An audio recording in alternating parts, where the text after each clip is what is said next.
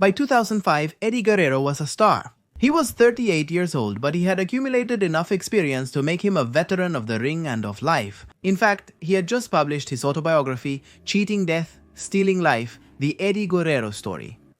The champion was recognized everywhere he went. The night of November 12th was no exception when he arrived at the Marriott Hotel in Minneapolis, Minnesota. He was accompanied by fellow wrestlers Chavo Guerrero Jr., his nephew, and Chris Benoit, one of his best friends. The day before, he had wrestled and won without imagining that it would be his last performance. Guerrero and his group stayed at the hotel to rest. He needed it more than anyone, since he felt especially exhausted. He was also having trouble breathing, but he attributed all of this to the hectic pace of wrestling. The plan for the next day was simple: have breakfast and train at the building's gym. He had to prepare for a crucial match a few days later for the World Heavyweight Championship. Guerrero, Chavo Jr., and Benoit said goodbye early in the hall and each went to their room.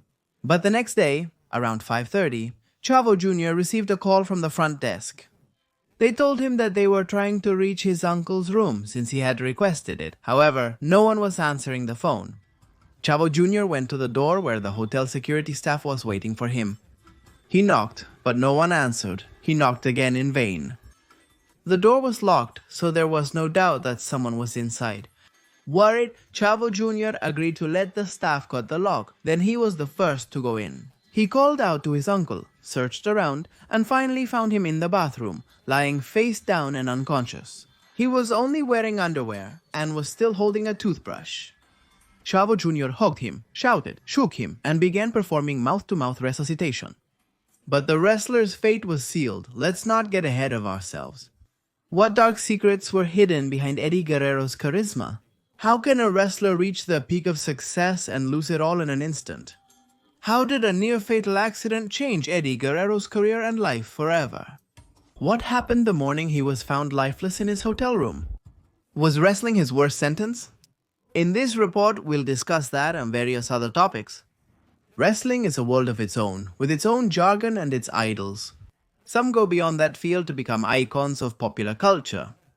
Names like Hal Hogan, Dwayne "The Rock" Johnson, Dave Bautista, and John Cena are now familiar thanks to their appearances in movies. But there was a wrestler who didn't need to break into the big screen to stand out. A star who set records, gained fans, and impressed his colleagues. But no one would put him against the ropes as often as his own demons. To learn about this story of overcoming vices and loss, we have to go back to November 13, 2005, the day Eddie Guerrero died. If you're interested in the world of wrestling, you can comment "wrestler" below. And what if there are more than 500 people commenting "wrestler"? Will we be able to make another video about another character, another wrestling celebrity? And can you also suggest names for the next videos? Let's get started. Eduardo "Gori" Guerrero was destined to fight in the ring. Born on October 9, 1967 in El Paso, Texas, he grew up with a family of professional wrestlers known as Los Guerrero. The patriarch of the clan was Salvador "Gori" Guerrero, one of the first Mexican champions. He had married Erlinda Yanez, who also came from a family of wrestlers. Eddie was the youngest of the couple's 6 children. The boy grew up among gyms and wrestling rings, where his father and older brothers dazzled the audience with their charisma and acrobatics. He could tell Salvador his father was nearing the end of his career, but he never stopped admiring him. He also saw how, in addition to fighting separately, the Guerreros formed tag teams for championship matches.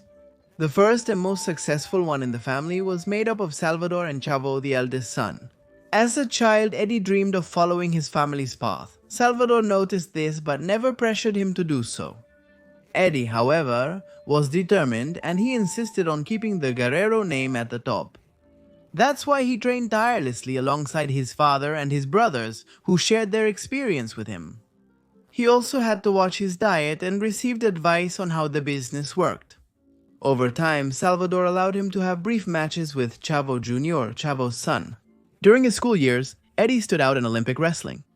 He earned an athletic scholarship at the University of New Mexico but suffered a serious injury soon after.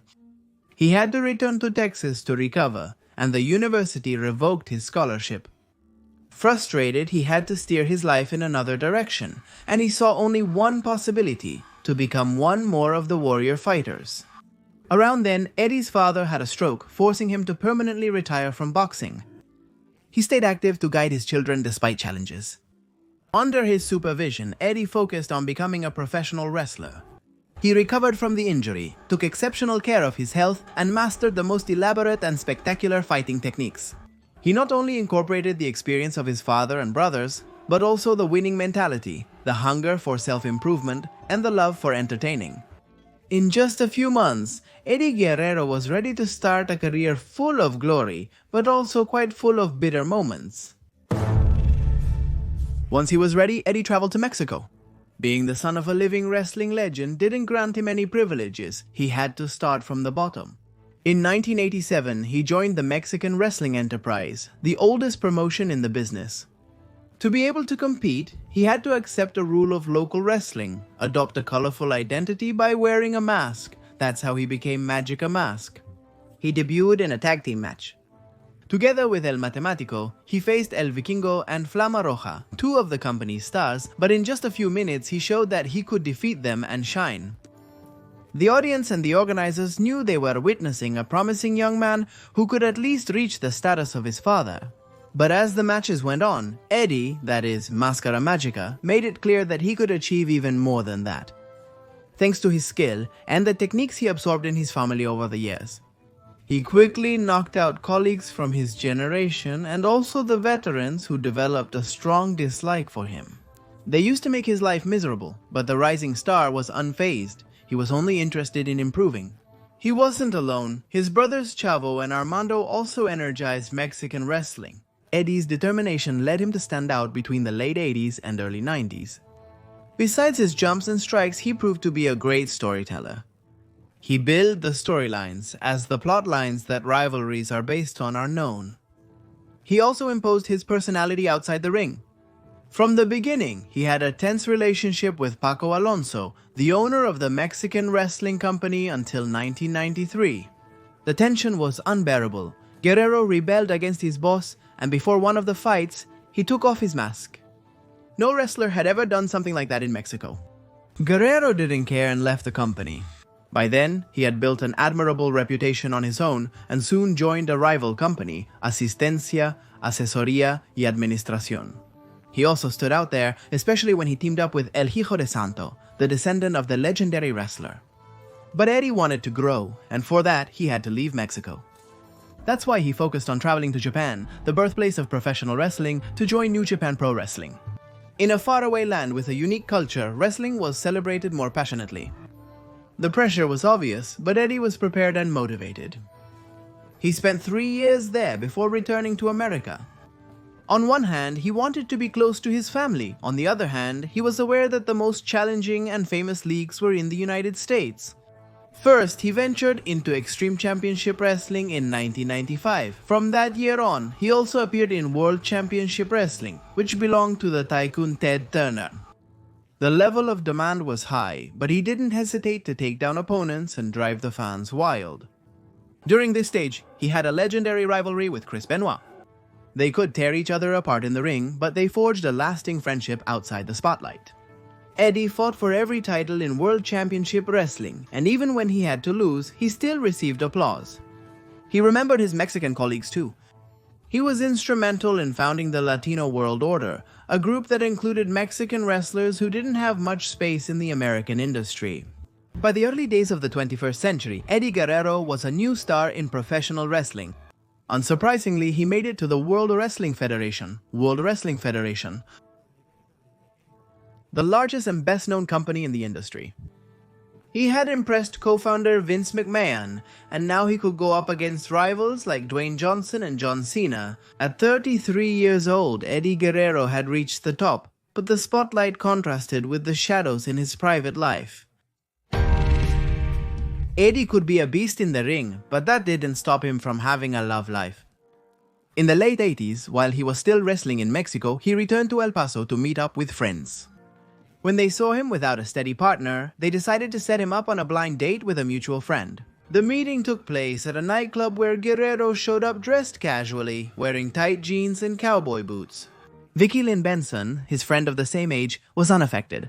She was a beautiful, lively young woman. Although she had gone with skepticism, she was charmed by the budding Astor. They stayed dancing and talking until dawn. She wasn't a fan of wrestling, but the chemistry between them was undeniable. Upon returning home, Vicky encountered her father, who wore a very serious expression. She told him to punish her however he wanted, but that she had met the coolest man in the world. From that night on, Guerrero and Vicky started dating. The relationship grew with each meeting. They married in 1990, and their first daughter, Shoal Mary, was born the same year. The second, Cheryl and Amber, arrived in 1995. Vicky devoted herself to taking care of them and fulfilling the role of a housewife, while he shined in the ring. Still young and on the rise, Guerrero had met the woman of his life, and together they formed a solid family. One might think he was down to earth and wouldn't get carried away by the craziness of show business, but the reality was quite different. Eddie Guerrero loved wrestling, enjoyed every second in the ring, and loved entertaining the fans, but afterwards, he felt empty. Neither family nor friends could fill that void. That's why he looked for other stimuli. First, it was drinking. Even though he was always exercising and followed a strict diet, there were still plenty of times when he had a drink nearby. Parties and events were common in wrestling. That's when he would have a drink, then another, then a third, and before he knew it, he was drinking. At other times of the day, Guerrero found in alcohol the same sensations he got from taking down his opponents, and soon he wanted something even stronger. That's how pills came into his life. At first, he would take one every now and then when he was alone. Soon, he was taking them regularly. And everything started to get worse. On New Year's Eve, 1999, Eddie got ready to drive his car even though he had drunk more than he should have. While he was speeding, he fell asleep at the wheel, lost control of the vehicle, and crashed into a tree. Ironically, because he wasn't wearing a seatbelt, he was thrown out through the windshield. This saved his life, since 3 seconds later the car exploded. Guerrero survived by a miracle, but his injuries kept him out of professional wrestling for 6 months. Eager to return to action, he agreed to undergo every possible medical treatment. Even so, he suffered unbearable pain and could only ease it by taking painkillers. His consumption intensified when he was able to return to the ring. In the first fight, he hurt his arm but refused to stay inactive for more months. He thought he would end up losing his place and be replaced by someone younger and fresher, so he kept fighting. To ease the pain from his increasingly frequent injuries, he turned to more and more painkillers. By the time Guerrero realized it, he was already an addict. He wanted to focus on his career, but his addictions were quietly consuming him. He tried to hide it from his loved ones and above all from the media. He didn't succeed. On November 9, 2001, he was arrested for drunk driving. When he sobered up, he was in a police station cell. Later, in an interview, he said he just wanted to have a drink, like any normal person. None of that saved him from appearing on the front page of every newspaper. Now, Eddie Guerrero, the wrestling champion, was in the eye of the storm. He acknowledged his issues with overindulgence, and the repercussions quickly emerged. When he got home after the arrest, he received a call from the World Wrestling Federation offices. They told him he was fired. Guerrero begged them not to let him go, that he couldn't lose that job, but his pleas weren't enough. Being expelled from the world's most prestigious wrestling company devastated Guerrero. However, what happened with his family hurt him even more. His daughters asked him why he had been in jail and he didn't know what to say to them. Vicky didn't even question him. She asked him for a divorce, leaving Guerrero in a deep abyss, unsure of how to escape. He further indulged in his vices, worsening his discomfort. He even considered suicide. But just like in his early years during training at home, he still had his father and brothers, and now also Benoit. They talked to him and convinced him to go to rehab. Only health professionals could help him. At first it was hard for him. He couldn't let go of the illegal substances, but Eddie understood that this was the only way to get his career back, and especially his life. So he did what he knew best. He got up to keep fighting. Eddie Guerrero's recovery was slow and difficult. He was able to stay sober for long periods, although he also had relapses. Nevertheless, he put as much drive and willpower into it as he did in the ring. As Guerrero fought to recover, he worked to restore his professional and personal life. The first part was less complicated. In 2002, he got accepted into the independent wrestling circuits, like starting over for him. The experience helped him regain his humility and stay active. In fact, he started enjoying the show again without the pressure of the big-name leagues. That way, he hosted matches where he reconnected with his fans who never left him. He also helped rising wrestlers, teaching them tricks and giving them advice about life. But it was Guerrero's personal life that faced more obstacles. Reconciliation with Vicky seemed impossible, so he focused on Tara Mahoney instead. The intense relationship led to her pregnancy. Meanwhile, the wrestler visited his first two daughters and spent time with them to compensate for his absence. He reconnected with Vicky, who appreciated how he had improved himself. They both missed what they had experienced together and realized that they still loved each other. Faced with this crossroads, Eddie left Tara shortly before their third daughter, Kaylee Mary, was born and renewed his vows with Vicky. Even with questionable decisions, Guerrero was getting his future back on track, and during a period of growing happiness, he received great news. The World Wrestling Federation opened its doors for him to return, and the Eternal Wrestler came back in very good shape. Now, without constant injuries or unhealthy habits, he showed the best version of himself. He fought solo or teamed up with his nephew Chavo Jr. After taking down his opponents, he remembered that saying that Americans love stories of rise, fall, and resurrection. The climax occurred on February 15, 2004, when he competed for the World Wrestling Federation Championship. His opponent would be Brock Lesnar, one of the most fearsome wrestlers in the competition.